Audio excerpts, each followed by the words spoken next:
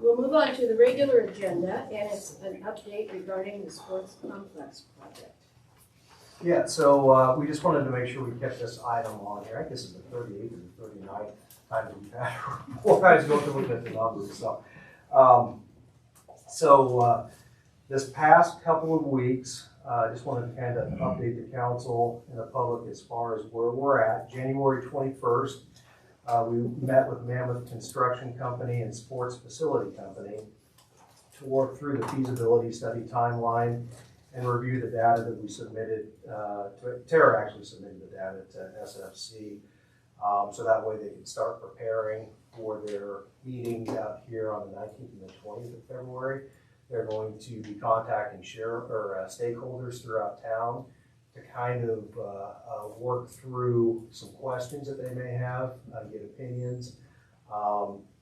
And I hope that we're going to have the feasibility study completed around the middle part of March, which would be great because then we can send that out with our applications to the various philanthropic organizations when we start trying to get our grants out.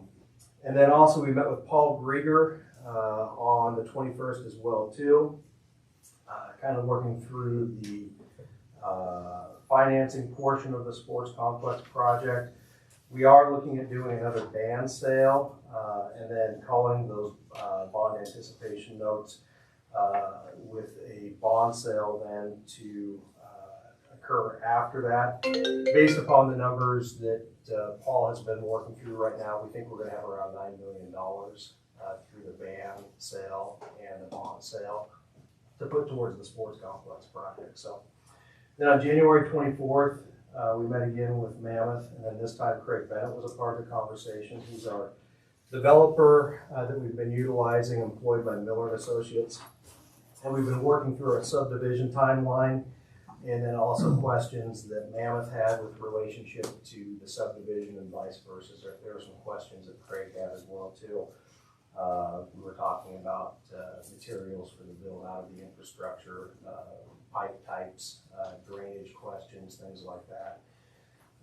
And so just so everyone knows, we're probably looking, well, I'll move forward to the next conversation that we had. On January 28th, we met with Craig Bennett to specify the portions of the property that we are looking at taking to the council and planning commission as a final plat versus a preliminary plat.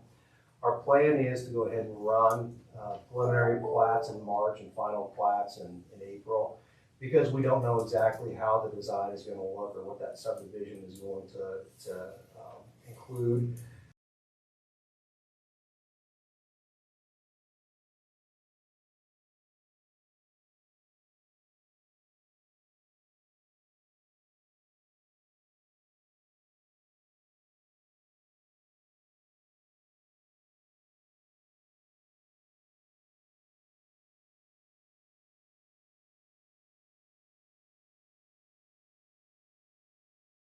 A portion is going to be final, for sure. The sports complex area would be final, and then probably some of the commercial lots and maybe a portion of what has been deemed maybe a mixed use commercial / residential.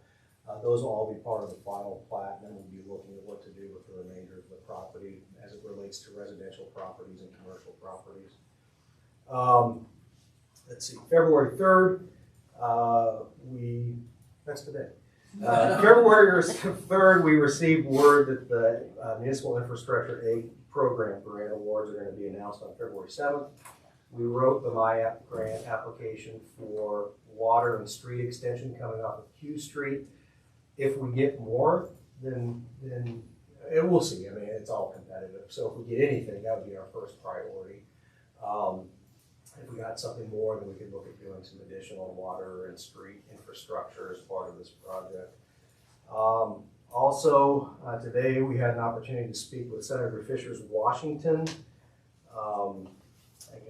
aides, as well as the Nebraska office aide for Western Nebraska, to discuss water and sewer and the upcoming federal appropriations. Applications for appropriations are due in April, so we'll work on that. Pat Fauber, Utilities Director, Kyle Potta, Public Works Director, Tara Cutter, Land myself were a part of those conversations, and we will continue to look at our projects and see what we fit. And some things won't, you know, and so we'll keep on working through that process. Tomorrow, I know that Tara and I have a grant meeting with Jessica Bortner to go through all of our applications and the timelines. February is going to be a busy month. We also know that Lori Ashoff is working on the CCCFF grant right now for us. The due date for that is February 15th. And then on this Friday, we're going to continue with our bi-weekly meetings with Mammoth. Troy Giegling of Mammoth actually told me that they're working on a live model to share with our community here soon. So we're looking forward to seeing what that looks like. I think that's it. I don't know if there's anything that you guys can think of that I missed out on. Okay, That's the report. thank you.